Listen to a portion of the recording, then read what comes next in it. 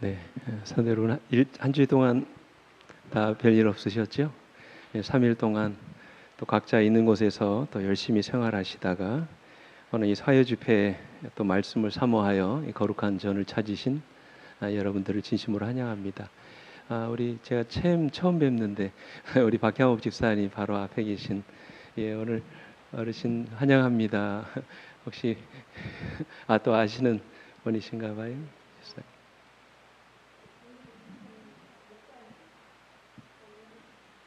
예. 네, 목사님이셨구나. 죄송합니다. 안녕합니다, 목사님. 자, 우리 하나님 말씀 오늘 히브리서 10장의 말씀 우리 함께 좀 같이 나누겠습니다. 히브리서 10장 19절부터 22절까지 말씀만 같이 우리 서로 교독하시겠습니다. 히브리서 10장 19절부터 22절 제가 먼저 읽습니다. 그러므로 형제들아 우리가 예수의 피를 힘입어 성소에 들어갈 담력을 얻었나니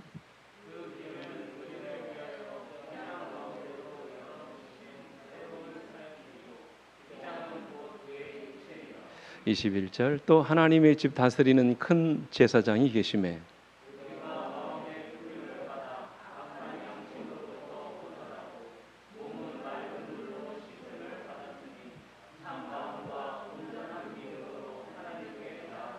아멘.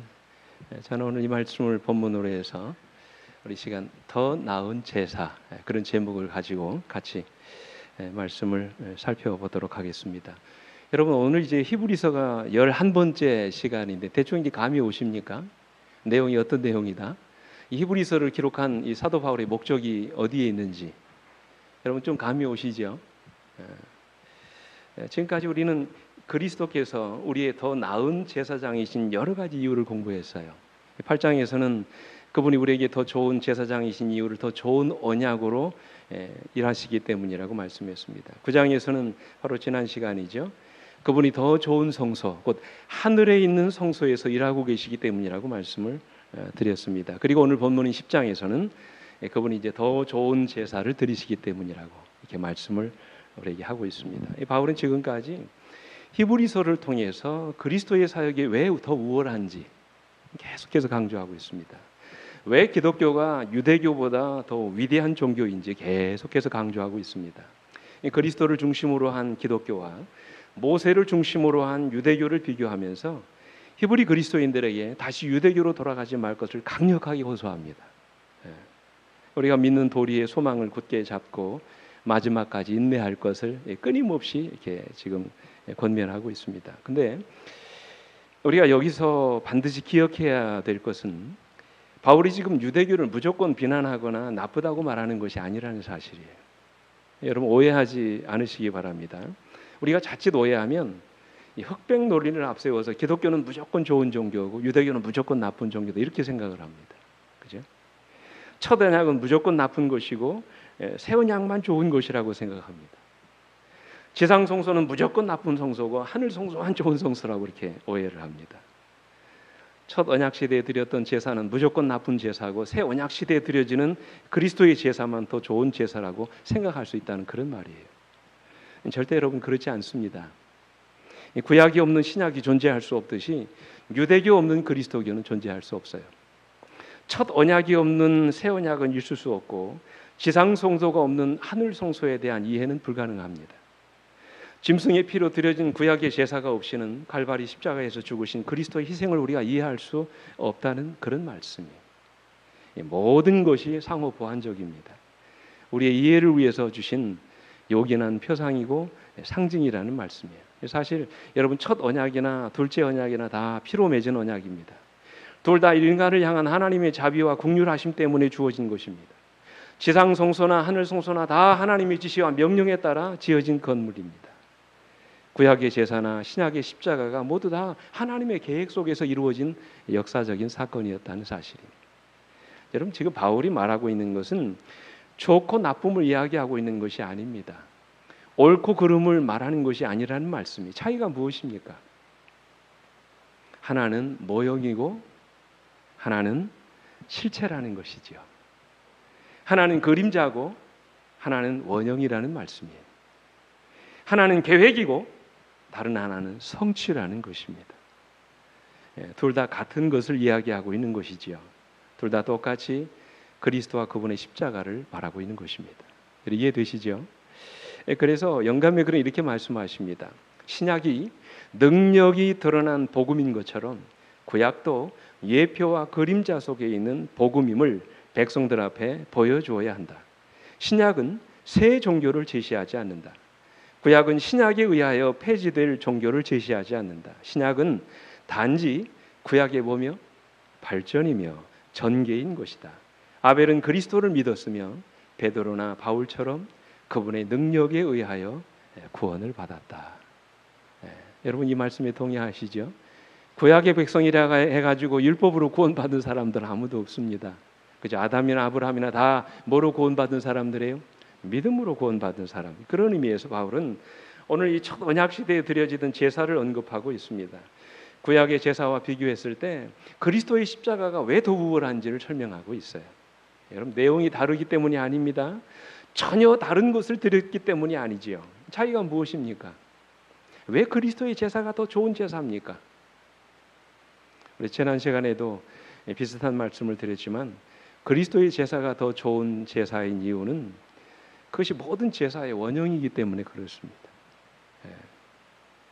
지난주에 성서를 통해서 이미 말씀드렸듯이 그리스도의 희생을 통해서 드려지는 제사가 실체이고 원형이기 때문에 그렇습니다. 그런 의미에서 구약의 모든 제사는 하나의 모형이고 그림자였던 것입니다. 그래서 1절에 이렇게 말씀하시죠. 같이 읽어볼게요. 시작.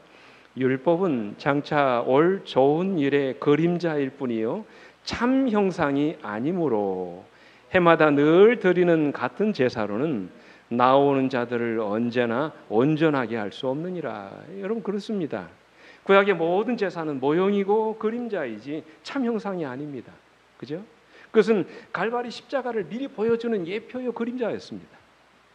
그래서 여러분 잘 아시는 골로새 2장 16절로 17절에 보면 그러므로 먹고 마시는 것과 절기나 초하루나 안식일을 이유로 누구든지 너희를 비판하지 못하게 하라. 이것들은 뭐라고 말씀하세요? 장래일에 뭐라고요? 그림자이나 몸은 그리스도의 것이니라 그랬어요. 이 모든 것들은 다 장래일에 뭐라고요? 그림자라고 말씀하셨어요. 영감의 글에서는 선지자가 이렇게 말씀하셨어요. 부조들의 시대에 있어서의 거룩한 예배와 관련된 희생 제물들은 구주의 오심을 영원히 생각나게 하는 것으로 이루어졌는데 온 이스라엘의 역사를 통하여 행해진 성소 봉사의 모든 의식이 다 그랬다 그랬어요. 그렇죠? 또 다른 영감의 글에 보십시오. 모세에게 그리스도를 가리키는 예표와 그림자의 깊은 의미가 공개되었다. 모세는 예표가 원형을 만날 때, 즉 그리스도께서 죽으실 때 폐지되어야 할 그 의식의 종국적 목적을 보았다. 그 다음 말씀 보십시오. 희생 제물과 헌물들은 그가 치루셔야 했던 희생을 미리 예표하였다. 죽임을 당한 어린 양은 세상 죄를 지고 갈 어린 양이신 주님을 예표하였다. 우리가 다 아는 것입니다. 그죠? 원형이신 십자가, 그리스도의 죽으심을 미리 예표하는 것이었다고 말씀하셨어요. 그래서 우리 본교회 주석에서는 이렇게 말씀하셨어요. 고대의 희생 제물은 일시적이고 교훈적인 가치를 지녔으며 결코 그 자체가 그리고 그것만으로 예배자를 완전하게 하도록 고안되지 않았다. 그것들은 단번에 이루어지는 그리스도의 한 제물로 실체가 뭐 할 때까지? 중요한 것입니다. 실체가 뭐 할 때까지? 도래할 때 하는 때까지 반복되어야 했다 그랬어요. 그래서 지금은 우리가 양을 잡아 제사를 드리지 않습니다. 왜 그렇습니까? 왜 지금은 제사 드리지 않나요? 양 잡아서. 실체가 오셨기 때문에 그렇습니다. 주님이 우리를 대신하여 십자가에 이미 돌아가셨기 때문입니다. 그죠? 그곳에서 우리의 모든 죄값을 다 지불해 주셨어요. 주님의 피로 우리가 구원받았기 때문에 그렇습니다. 그래서 이제는 오직 우리는 십자가만을 자랑하지요. 그죠? 어느 병원에 한 늙고 병든 한 여인이 여러 해 동안 입원해서 투병 생활을 했습니다. 근데 여인을 담당했던 간호사는 여러 해 동안 정말 정성을 다해서 온갖 정성을 다해서 이 여인을 간호했습니다. 그러다가 이 여인이 세상을 떠났어요. 이 여인은 그 나라의 아주 유명한 굴지의 재벌 부인이었습니다. 근데 자식이 하나도 없어요. 결국 그 여인의 모든 재산이 먼 친척들에게 골고루 나누어지게 됐습니다. 그리고 간호사에게는 커다란 이렇게 나무 십자가가 하나의 선물로 주어졌습니다. 친척들에게는 가진 재산 다 골고루 나눠주고 이 간호사에게는 뭔만 줬어요? 큰 나무 십자가만 저렇게 준 것입니다. 간호사는 그 선물을 받아들고 뭐 당연한 일이라고 생각하면서도 조금은 서운한 마음이 들었습니다. 그래서 십자가를 병원 한쪽 구석에 치워놓았습니다. 그리고 십자가는 별로 이 여인의 관심을 끌지 않았습니다. 그리고 몇 년의 세월을 그렇게 지났습니다. 이 간호사는 방치되어 있는 십자가를 가지고 자기 집으로 갔습니다. 그리고 그 십자가를 바라보면서 몇 년 전 자기가 지극정성으로 보살펴 주었던 그 재벌 여인의 모습을 떠올리게 됐습니다. 근데 어느 날 이 여인이 십자가를 가만히 들여다보고 있는데 십자가 틈 사이로 뭔가 반짝이는 것이 보이기 시작했습니다. 십자가를 뜯어서 그 안을 들여다봤더니 그 안에 놀라운 것이 들어있었어요. 그것이 무엇이겠습니까? 온갖 값비싼 보석들이 그 안에 다 들어가 있는 것이었습니다.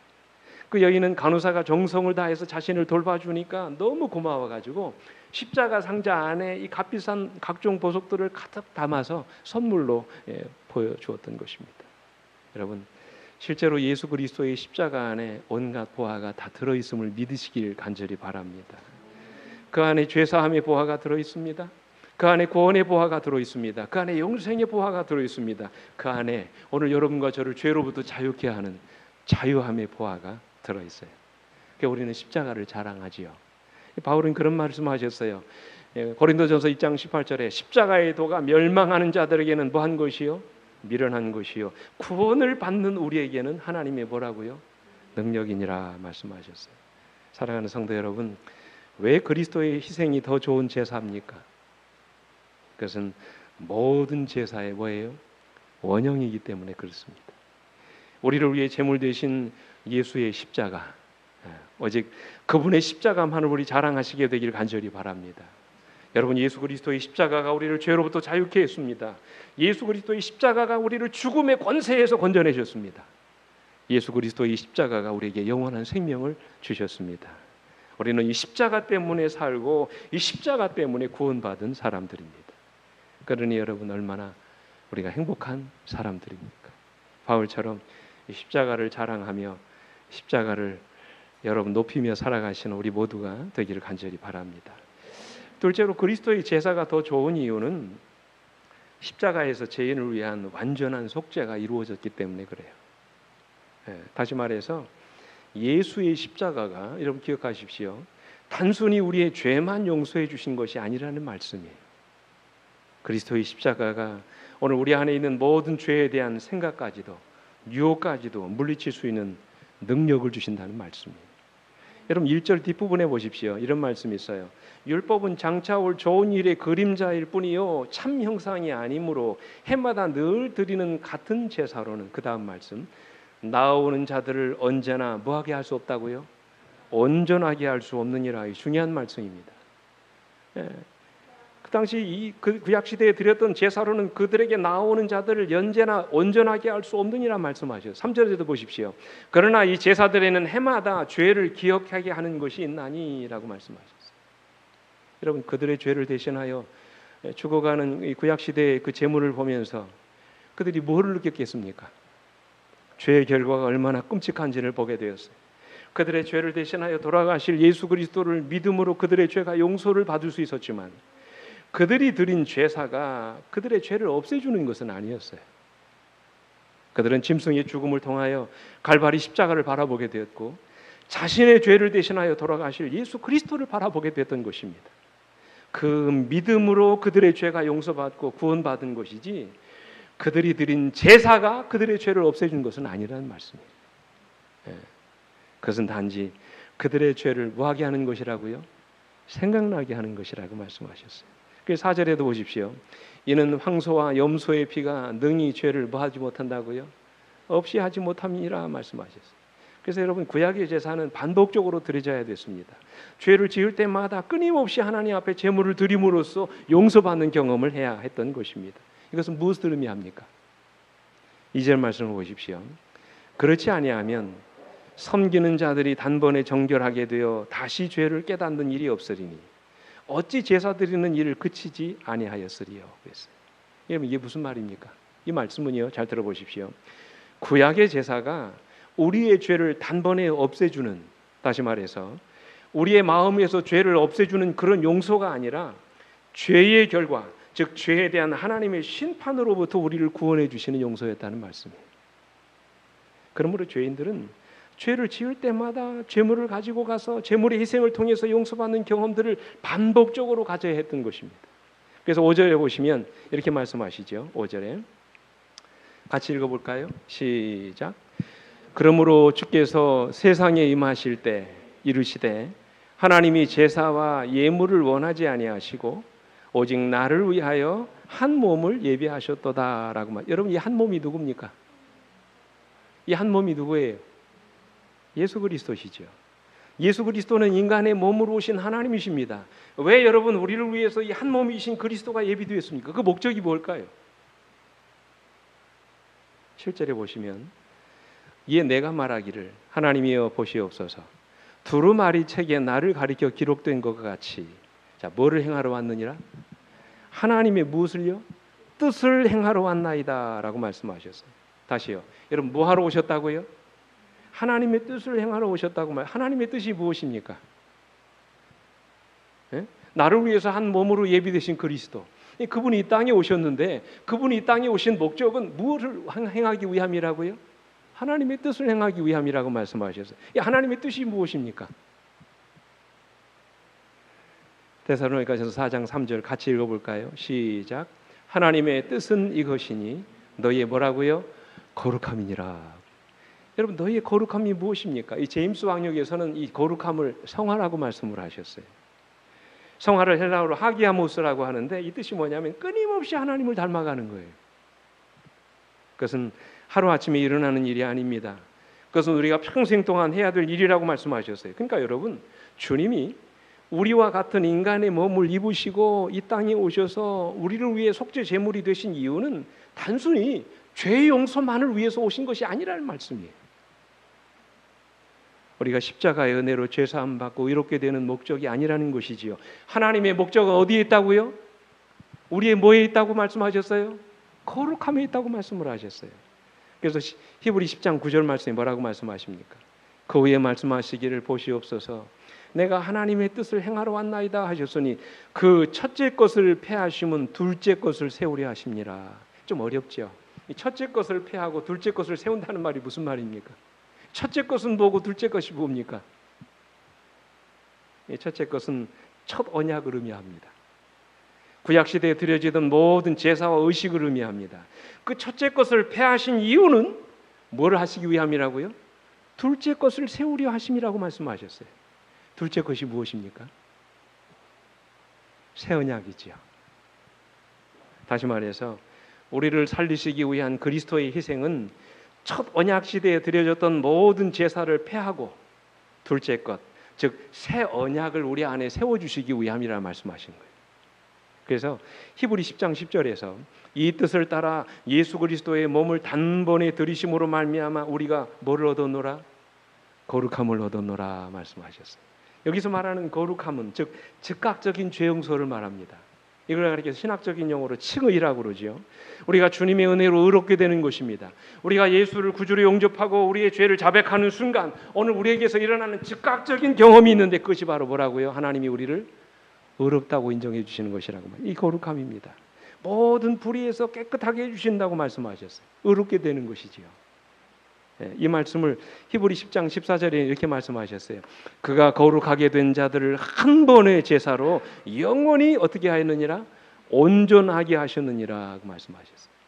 여러분 오늘 좀 어렵지만 참 중요한 주제입니다. 한번 좀 정신을 좀 바짝 차리고 한번 들어보시기 바랍니다. 한 번의 제사로 어떻게 했다고요? 영원히 어떻게 하셨다고? 온전하게 하셨다고 말씀하셨어요. 이 말씀을 우리 본교회 주석에서는 이렇게 말씀하십니다. 그리스도의 한 제사는 제사장들이 계속해서 드리는 제사가 할 수 없는 것을 성취하였다. 이는 그것들은 양심을 정결케 할 수 없었기 때문이다. 죄인이 한 제사의 혜택을 믿음으로 받아들일 때 그는 사랑하시는 자 안에서 받아들여지고 완전한 자로 어떻게 된다? 간주된다. 이게 칭의입니다. 이는 그의 대속물인 그리스도가 그의 자리를 뭐 하시기 때문이다? 대신하시기 때문이다. 여러분 이게 무슨 말인지 이해되세요? 그래서 영감의 말씀은 이 말씀을 풀어서 이렇게 말씀하셨어요. 그대가 자신을 그에게 바치고 그를 그대의 구주로 받아들이면 그대의 생애가 아무리 악하였을지라도 그의 공로로 인하여 그대는 의롭다 하심을 얻는다. 그리스도의 품성이 그대의 품성을 대신하게 되고 그대는 죄를 도무지 범하지 않은 것처럼 하나님 앞에 받아들이는 바 된다 그랬어요. 이게 칭의죠. 완전케 되는 것이죠. 여러분 이것이 복음이 아니고 무엇이겠습니까? 하나님이신 주님이 십자가에서 여러분과 당신의 자리를 뭐 하신 거예요? 바꾸신 것입니다. 우리로 당신 받으실 만한 대접을 받게 하시기 위해서 우리가 받아야 될 대우를 십자가에서 그분이 대신 받으셨다고 말씀하셨어요. 그분이 채찍에 맞음으로 우리가 나음을 입은 것입니다. 그죠?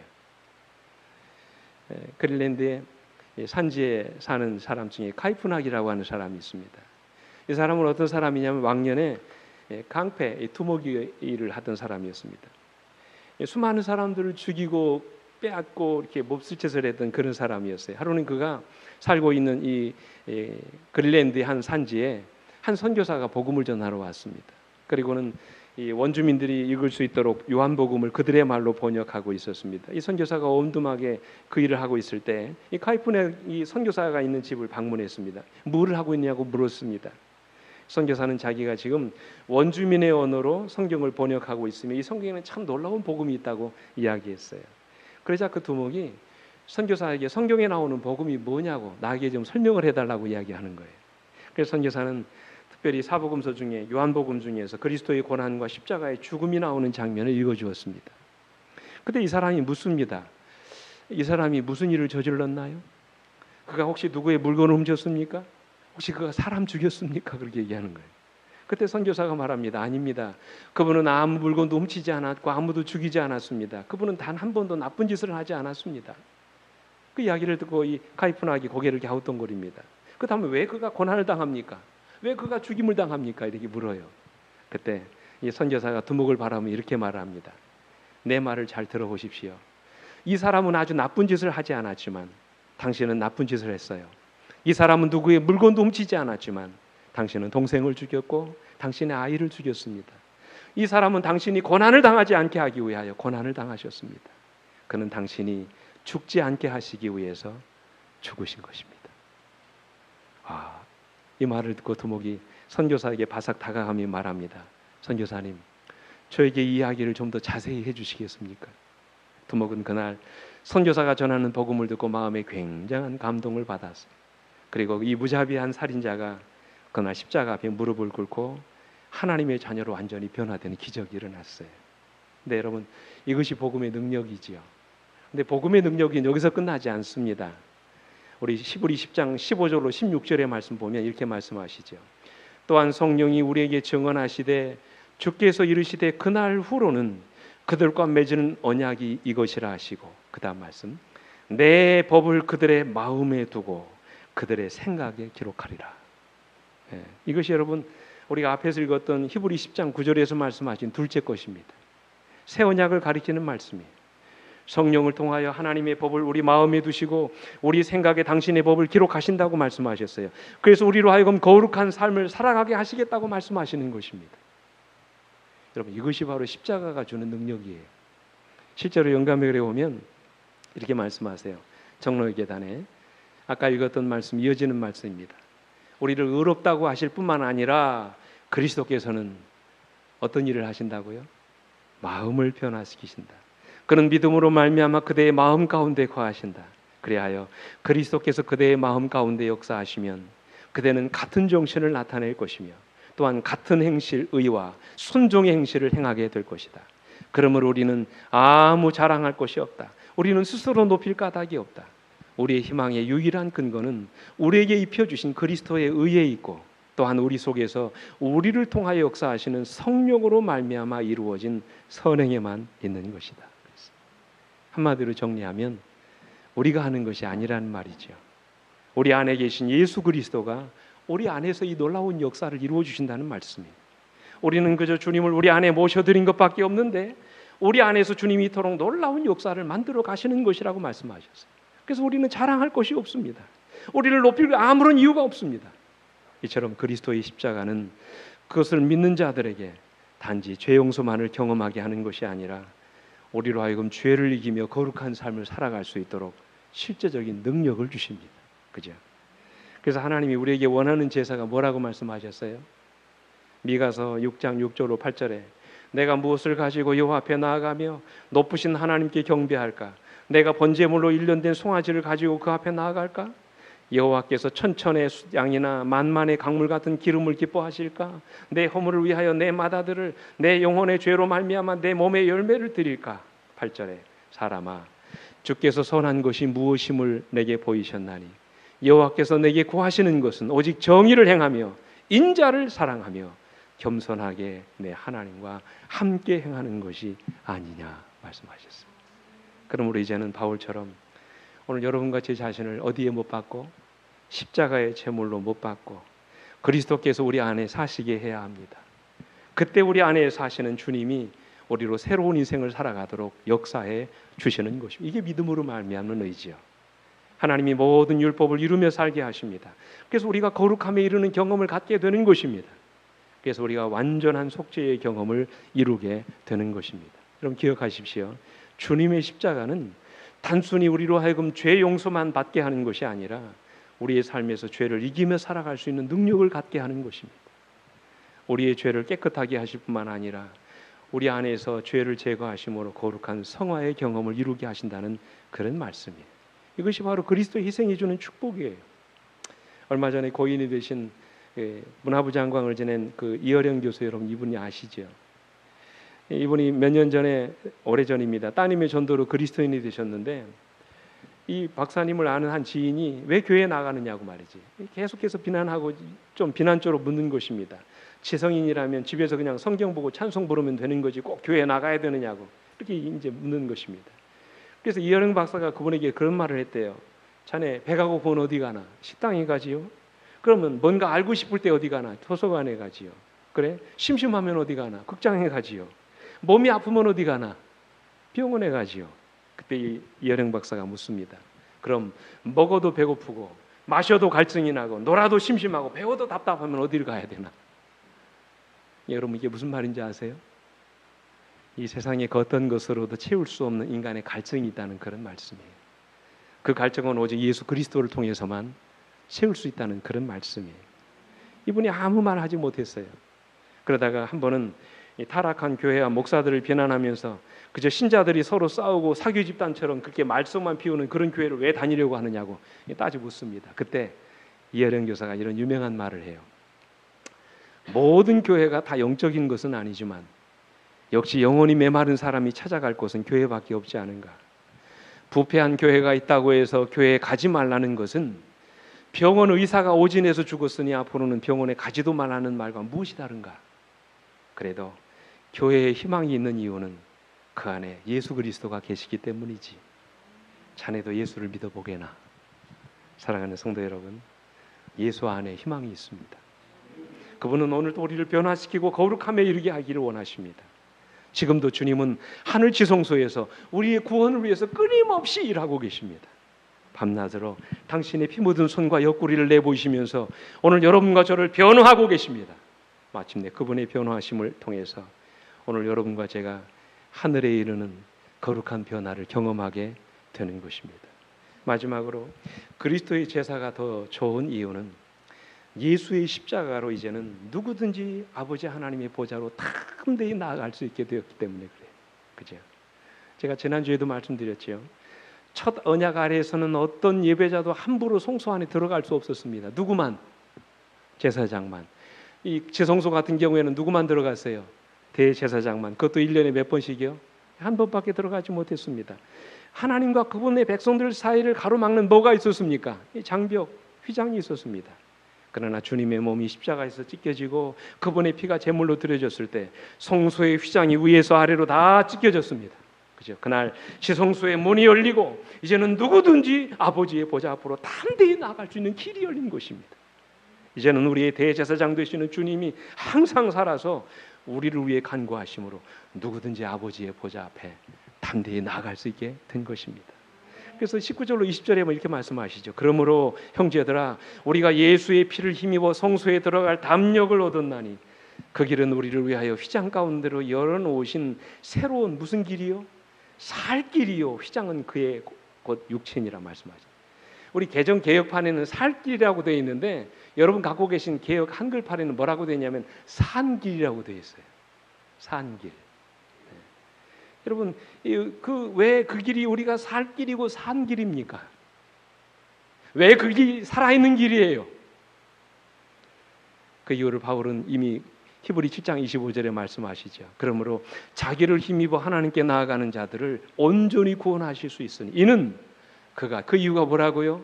왜 그가 산 길이라고요? 그 길이? 이는 그가 항상 뭐해서? 살아서 우리를 위하여 간구하시기 때문이라고 말씀하세요. 우리의 대제사장이신 주님이 지금도 살아계셔서 오늘 여러분과 저를 위하여 끊임없이 간구하시기 때문이라고 말씀하십니다. 주님이 하늘 성소에 좌정하시고 지금도 우리를 위하여 밤낮으로 간구하시기 때문에 그 길이야말로 우리가 살 길이고 그 길이야말로 산 길이라고 말씀하시는 거예요. 이 본교회 주석에서 마지막으로 이렇게 말씀하십니다. 우리를 위한 그리스도의 희생으로 인해 우리와 하나님 사이의 휘장은 더 이상 뭐하지 않는다? 기억해 보세요. 더 이상 뭐하지 않는다? 존재하지 않는다. 히브리서의 저자는 지상의 제사장들이 수행하는 지상 봉사를 능가하는 우리 주가 수행하는 하늘 봉사의 우월성을 드러내려고 애쓴다. 그는 이것에 대한 최상의 증거 중 하나로 우리와 하나님 사이에 더 이상 어떤 휘장, 어떤 장애물도 없다는 영광스러운 사실을 언급한다 그랬어요. 어떤 뭣도 없다고요? 장애물이 없다고 말씀을 하세요. 그래서 바울은 히브리 10장 21절로 22절에서 말씀하시죠. 하나님의 집 다스리는 큰 제사장이 그 성소에 계심에 22절 우리가 마음의 뿌림을 받아 악한 양심으로 벗어나고 몸은 맑은 물로 씻음을 받았으니 참 마음과 온전한 믿음으로 이제 하나님께 뭐하자? 나아가자 말씀을 하세요.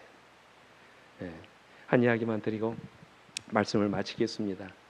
하와이에 뉴 호프 커뮤니티 교회라고 하는 그 교회에 웨인 코데이로라고 하는 유명한 목사님이 있습니다. 웨인 코데이로라고 하는 이 목사님이 있는데 이 목사님이 교회를 개척하고 한참 교회가 부흥하고 이렇게 성장시킬 때 그때 있었던 하나의 일화입니다.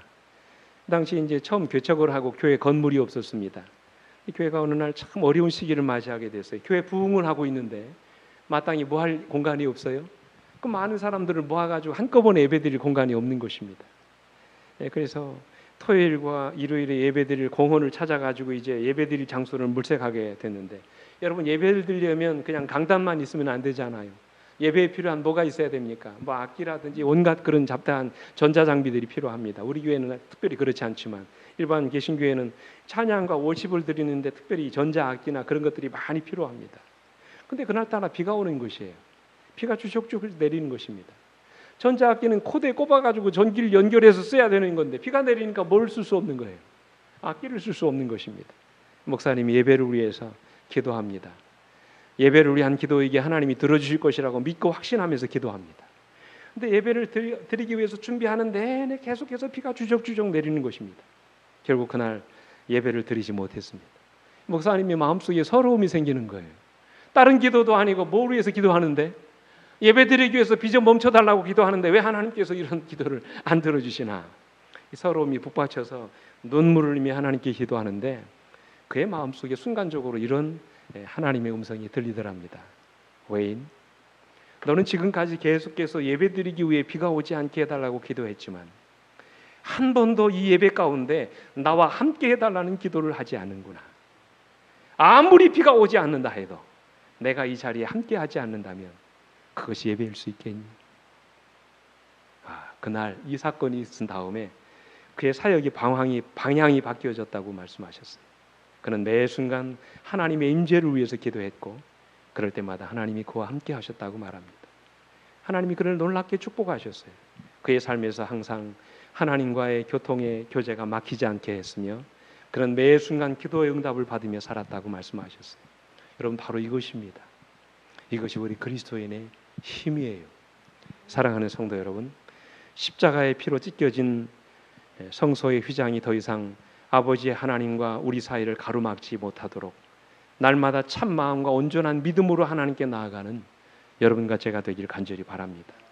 한순간도 주님과의 교제가 막히지 않도록 늘 조심하며 살기를 간절히 바랍니다. 날마다 은혜의 보좌 앞에 담대히 나아가셔서 하늘의 신령한 은혜로 체험을 있게 되시기를 간절히 바랍니다. 십자가의 보혈로 우리의 죄와 허물이 보일 때마다 날마다 씻어 새롭게 함을 입으시게 되기를 간절히 바랍니다. 더 이상 하나님과 우리 사이에 죄가 가로막히지 않도록 십자가의 보혈로 여러분의 품성의 옷들을 날마다 씻어 깨끗이 하시게 되기를 간절히 바랍니다.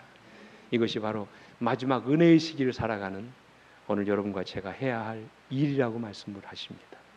우리 놀라운 은혜를 우리가 날마다 주님으로부터 경험하며 살아가는 여러분과 제가 되기를 간절히 바라면서 오늘 말씀 마치겠습니다.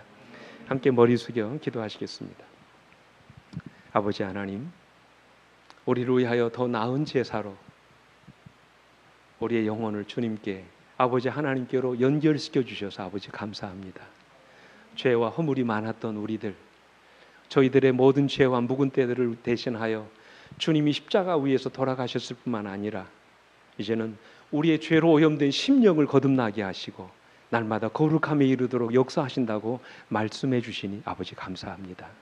이제는 우리 자신을 온전히 십자가에 못 박고 내 자신이 온전히 제물이 되어 죽임을 경험하게 하여 주옵시고 온전히 죽은 내 안에 예수 그리스도께서 자리하심으로 비워진 내 속에서 날마다 우리를 변화시켜 주시는 주님의 신령한 그리고 거룩함에 이르는 경험들을 우리의 삶 속에서 경험하며 살게 해 주시옵소서. 그래서 우리 안에서 하나님의 뜻이 이루어지게 하시고 이제는 하늘에 들어가서 살 적합한 사람으로 우리의 심령이 변화되고 우리의 모든 삶이 바뀌어지는 아름다운 역사가 일어나도록 역사해 주시옵소서. 그 일을 위하여 주님이 이 땅에 오셨고 우리를 위하여 십자가에 돌아가신 줄 믿습니다. 오늘도 우리 안에서 죄가 발견될 때마다 날마다 주님 십자가의 보혈로 우리의 묵은 때들을 다 씻어버리게 하시고 의의 옷을 주님의 보혈로 깨끗이 씻음으로 정말로 하나님 앞에서 한 점 부끄러움이 없는 거룩하고 온전한 주님의 종들로 살아가게 해 주시옵소서. 우리의 구주이신 예수 그리스도의 이름으로 간절히 기도드립니다. 아멘.